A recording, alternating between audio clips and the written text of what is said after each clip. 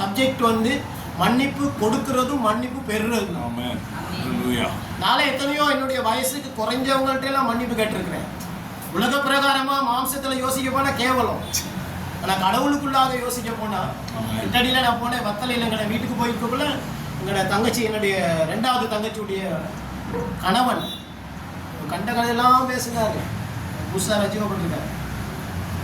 அவ்வளோத்தையும் கேட்டு அவர் மேலத்தான் 1000 விலை இருக்கு. கடைசியா நான் சொன்னேன், தம்பி என்னை மன்னிச்சிருக்கேன், அதுல ஒன்றும் நான் குறைஞ்சு போவேன். நீங்க மன்னிப்பு கொடுத்து மன்னிப்பை பெற்றீர்கள் என்று சொன்னால் நல்ல சுகமாக இருக்கலாம். ஆமே. என் அம்மாவுக்கு வந்து 81 வயசு. நேற்று பார்க்க போனேன், அவன் அங்கங்க போய் நடந்துக்கிட்டு இருக்கான். 81 வயசு. நம்மளாம் 81 வயசுல என்ன இருப்போம், இங்க இருக்கணும் யோசிக்க வேளாண். கள்ளம், கபடு, வஞ்சகம், சூது இதெல்லாம் இல்லாம ஃப்ரீயான மனசோடு, இலகுவான மனசோடு, மன்னிக்கிற மனசோடு. ஏன்னா இயேசு சுவாமி உங்களுடைய என்னுடைய பாவங்களை நாங்கள் செஞ்ச ஆயிரக்கணக்கான லட்சக்கணக்கான பாவங்களை அவர் என்ன செய்யறாரு, மன்னிச்சிருக்கிறார்.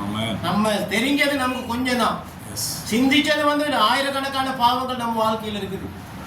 ஏன்னா பைபிளின் படி சும்மா ரோட்ல போகல, சும்மா பார்த்தாலே பாவம் தான், சிந்திச்சாலே பாவம். பல்வேறு விதமான காரியங்கள் நம்ம வாழ்க்கையில் இருக்கு. அத்தனை காரியத்தையும் ஆண்டவராக இயேசு கிறிஸ்து மன்னித்தார். எனக்கு அன்பானவர்களே, ஆமென்.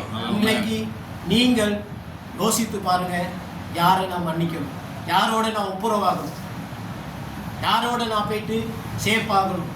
நேரடியாக போயிட்டு நம்ம காணக்கூடிய மனுஷர்கள் இருக்கிறார்கள். ஏன் இந்த சபையில் கூட இப்போ கூட இருக்கலாம், எனக்கு தெரியாது, உங்களுக்கு தெரியும். அதே மாதிரி போய் சந்திக்க முடியாத ஒரு சில ஜனங்கள் இருக்கிறாங்க. அதுக்கு தான் இது இருக்கு. இது உலகத்தில் இல்லாத யாருமே இருக்க மாட்டாங்க. 100ல் ஒரு ஆளுகிட்ட தான் இது இல்லாமல் இருக்கும். 99 பேர்கிட்ட இருக்கு. இதில் ஏதாவது ஒரு தொடர்பு கொண்டு என்ன செய்யலான்னு கேட்டால், பிரதர், சிஸ்டர், என்ன அண்ணி, இப்படிதான் நான் யோசித்தேன், இப்படிலாம் நான் என் மனசில் வேதனையோடு இருந்திருக்கேன் உங்களுக்காக, உங்களை பற்றி. அதனால் இன்றைக்கி நான் மனம் திரும்பிட்டேன், தயவு செய்து என்னை என்ன செய்யுங்க, மன்னிச்சிருங்க. மனம் திரும்பிட்டேன்னு சொல்லாட்டியும் பிரச்சனை இல்லை. இன்னைக்கு நான் யோசித்தேன். அதனால் இப்போ அவங்க ஒரு சிலத்தில் கேட்பாங்க, பெரிய வலிக்கம் வந்தனால தான் கேட்குறீங்களோ அப்படின்னு. அதுக்கு பதில் உங்கள்கிட்ட தான் இருக்குது. இது தொடர்ச்சியாக கொண்டு போகிறதா, இல்லாட்டி இன்னையோட பெரிய வெள்ளிக்கிழமையோட நைட் 12 மணியோட முடிக்கிறதான்னு உங்கள் கையில் தான் இருக்குது. அதனால் யோசிங்க, சிந்திங்க. யாரை குறிச்சாவது உங்களுக்கு இருந்துச்சுன்னு சொன்னால் அதை விட்டு என்ன செய்ய, மனது.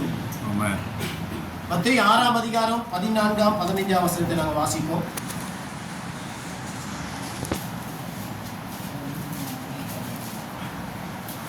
மனுஷருடைய தப்பிதங்களை நீங்கள் அவர்களுக்கு மன்னித்தால் உங்கள் பரமபிதா உங்களுக்கும் மன்னிப்பார். மனுஷருடைய தப்பிதங்களை நீங்கள் அவர்களுக்கு மன்னியான் இருந்தால் உங்கள் பிதா உங்கள் தப்பிதங்களை மன்னியான் இருப்பார். ஆமென். மனுஷருடைய தப்பிதங்களை நீங்கள் மன்னித்தால், நீங்கள் யாரு? நாங்கள் மன்னித்தால் எங்கள் பரமபிதா எங்களுக்கு மன்னிப்பார். நீங்க மன்னிக்கலனா அவரும் உங்களை என்ன செய்ய மாட்டார், மன்னிக்க மாட்டார். அதுதான் ஒரு சிலருக்கு நான் இல்லாட்டெல்லாம் சொல்லி இருக்கிறாங்க, பாஸ்டர் ஜெபம் பண்றோம் பாஸ்டர், பதிலே வர மாட்டேங்குது பாஸ்டர். ஒரு நாள் ஒருத்தர் சொன்னார், பாஸ்டர் நான் ப்ரே பண்ணி டயர்ட் ஆகிட்டேன் பாஸ்டர். பிரயாஸ்லேயே ஒரு டயர்ட், ஜெபம் பண்ணி டயர்ட் ஆகியிருக்காரு. காரணம் என்னன்னு கேட்டா, அப்படி ஜெபம் வந்து என்ன கேட்கப்படலை. ஜெபம் கேட்கப்படாததுக்கான காரணம் என்னன்னு கேட்டா, அவர்கிட்ட மன்னிக்காத ஒரு சுபாவம் ஒன்று அவர்களுக்குள்ளாக இருந்துகிட்டு. இதுக்கு அநேகமாக ஃபேமிலி குடும்பங்களில் தான் இது அதிகமாக இருக்கும். இன்னைக்கு நீங்களும் நானும் நம்ம மிக்ஸ்டாக தான் இருக்கிறோம். நம்ம குடும்பங்களில் ஒன்று ரட்சிக்கப்பட்டவங்க இருப்பாங்க, ரட்சிக்கப்படாதவங்க இருப்பாங்க. எங்களுடைய குடும்பத்தில் புடிஸ்ட் ஆள்கள் இருக்காங்க, முஸ்லீம் மட்டும் தான் இல்லை, புடிஸ்ட் ஆள்கள் இருக்காங்க, இந்து மதத்தில் உள்ளவங்க இருக்காங்க, கத்தலிக்கில் உள்ளவங்க இருக்காங்க, நொன்னார்சி ரட்சிக்கப்பட்டவங்களும் இருக்காங்க. ஒரு இடத்துக்கு போனால் எல்லாமே என்ன நடக்கும்னு கேட்டால் மிக்ஸ்ட் ஆகி நடக்கும். இப்போ அதில் பல்வேறு விதமான சம்பவங்களுக்கு நம்ம முகம் கொடுத்து ஃபேஸ் பண்ணிட்டு வரணும். ஒரு சில சந்தர்ப்பங்களுக்கு போகாமையும் இருக்க வேண்டிய சந்தர்ப்பம். கிட்டத்தில் எங்களை ஒய்ஃபோட அக்காட மகன் சங்கமித மாவட்டத்தில் ஒரு ஃப்ளைட் ஒன்று எடுத்து அவர் ஓப்பனிங் வச்சார். அவங்க வந்து எங்களுக்கு சேர்ச்சிக்கு தான் போனாங்க. கால் பண்ணி சொன்னார், 11 மணிக்கு ஃபாதர் வர்றாரு, பால் சொல்லியிருக்கேன் வாங்க. அன்றைக்கி எனக்கு உண்மையில கர்த்தருக்கு ஸ்தோத்திரம், வேறு ஒரு ப்ரோக்ராம் 4 நாள் அங்கே போக வேண்டி வந்துருச்சு. கடைசியில் பார்த்தா அந்த ஃபங்க்ஷன் வந்து கடைசி முடிஞ்சது வந்து வேதனையோட தான் முடியும். இந்த மாதிரி பல்வேறு சந்தர்ப்பங்களுக்கு நாங்கள் என்ன செய்யணும், முகம் கொடுக்கணும். ஆனாலும் ஆண்டவருடைய வார்த்தையை நாங்கள் கட்டாயமாக கடைபிடிக்க வேண்டும். இப்படிப்பட்ட தவறு செய்தவர்களை, பிழை செய்தவர்களை நாங்கள் ஒரு நாள் மன்னிக்காம இருக்க முடியாது. அவர் அப்படி செஞ்சிட்டார், இவர் இப்படி செஞ்சிட்டார், நான் இவரோட கோபப்படுவேன், இவரோட நான் பேச மாட்டேன், இவர் எனக்கு சரி வராது. அவர்களை மன்னிக்க வேண்டியது உங்களுடைய என்னுடைய சாதாரண கடமை அல்ல, தலையாய கடமை. கட்டாயமாக நாங்கள் ஒவ்வொருவரையும் மன்னிக்க வேண்டும்.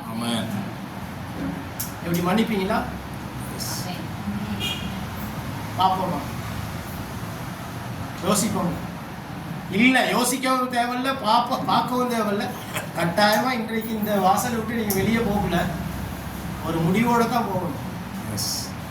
அப்போ தான் உங்களுக்கு வர வேண்டிய பிளஸிங்ஸ் எல்லாத்தையும் ஆண்டவர் என்ன செய்வார், விடுவிப்பார். நிறைய பிரசங்கங்களை நம்ம கேட்டிருக்கோம், நீங்களும் கேட்டிருக்கீங்க. நோய்